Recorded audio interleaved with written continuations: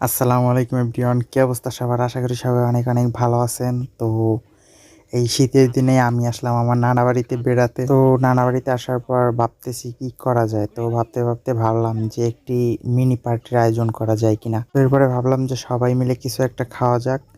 তো এর জন্য সবাই ডিসাইড করলাম যে ডিম বার্গার তৈরি করার জন্য।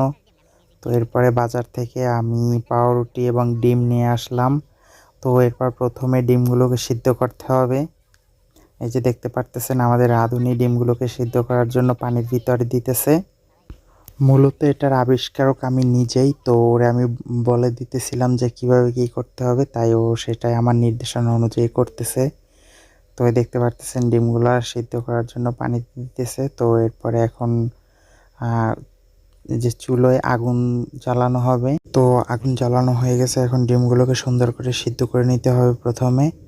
তো এই যে দেখতে পাচ্ছেন ডিমগুলো সিদ্ধ করা হচ্ছে। তো ডিমগুলো সিদ্ধ হওয়ার পরে এরপরে সুন্দর করে ডিমের খোসাগুলো ছাড়িয়ে নিতে হবে। তো আপনারা এখন দেখতে পারতেছেন যে কিভাবে ডিমের খোসাগুলো ছাড়িয়ে নেওয়া হচ্ছে। তো এভাবে সুন্দর করে ডিমের খোসাগুলোকে ছাড়িয়ে নিতে হবে। তো এখন এই যে দেখতে পারতেছেন আমাদের এই যে ডিমের খোসাগুলো ছাড়ানো হয়ে গেছে। তো ডিমের খোসাগুলো ছাড়ানো হয়ে গেলে সুন্দরভাবে এগুলা ধুয়ে রাখতে হবে। এই যে ধুয়ে রেখে দিছি। তো এরপরে আরও যেটা প্রয়োজন হবে হচ্ছে পেঁয়াজ ও কাঁচামরিচ। তো এই যে দেখতে পারতেছেন পেঁয়াজ কাঁচামরিচ কুচি কুচি করে কাটা হচ্ছে। তো এগুলো সুন্দর করে কেটে নিতে হবে। তো এরপরে পাউরুটিগুলোকে চুলার আগুনে দিয়ে একটু গরম করে নিতে হবে। এই যে দেখতে পারতেছেন পাউরুটিগুলোকে চুলার আগুনে গরম করতেছি। তো এগুলোকে সুন্দরভাবে গরম করতে হবে। গরম করলে এই পাউরুটিটা আরও সফট হয়ে যাবে। তো এই জন্য পাউরুটিগুলো গরম করে নিতেছি। তো রুটিগুলো সব গরম করা হয়ে গেলে এরপরে আপনাকে এই রুটিগুলা কাটতে হবে। একদম মাঝখান দিয়ে, রুটির মাঝখান দিয়ে কেটে নিতে হবে। তো আমরা সব রুটিগুলা একে একে একদম মাঝখান থেকে সব কেটে নিয়েছি।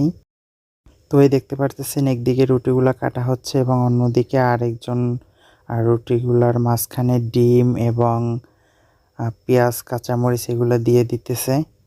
তো রুটিগুলা কাটা হচ্ছে এবং রুটির মাঝখানে পেঁয়াজ কাঁচামরিচ এগুলো দেওয়া হচ্ছে।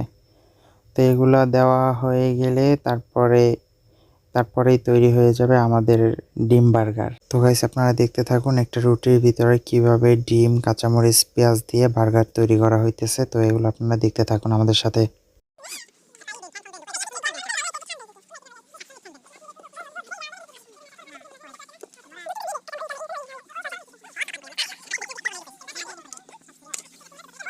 তো অবশেষে এতক্ষণ কষ্ট করার পরে আমাদের তৈরি হয়ে গেল আমাদের ডিম বার্গার। তো এই যে দেখতে পারতেছেন সবগুলা তৈরি করা হয়ে গেছে। তো এইবারে খাওয়ার পালা। খেয়ে দেখি কেমন হয়েছে। তো খাওয়ার পরে আপনাদেরকে জানাবো যে কেমন কি লাগে। তো ভিডিওটি দেখতে থাকুন। তো এভরিওয়ান চলুন এবার খাদকদের রিভিউ শোনা যাক। তাদের মুখেই শুনুন যে এটা কেমন হয়েছে। খাওন কেমন হয়েছে? একের বানাইতেছ কে বুঝ দইবে না বানাইতেছ কেডা? বানাইছ কেটা বুঝ দইবে না। দর্শকের উদ্দেশ্যে কিছু কবা না? দর্শকের যে কি বমু খাইতে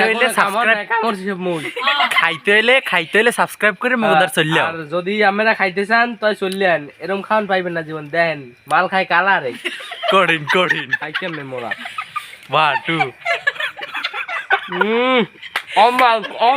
যে খাদক কেমন হয়েছে অবশ্যই জানাইতে হবে আমাদের। খুবই অসাধারণ, একবার খাইবেন তো বারবার চাইবেন। মানু ভাই শিওর? হ্যাঁ 100%।